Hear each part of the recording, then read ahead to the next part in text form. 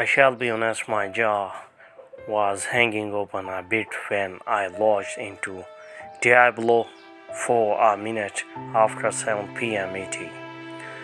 Got a 4 minute queue which was actually over in 4 minutes.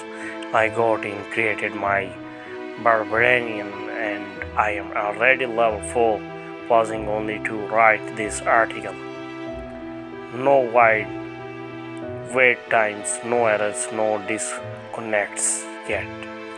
But I am on PC 5S5, PS5 players, they are no so lucky.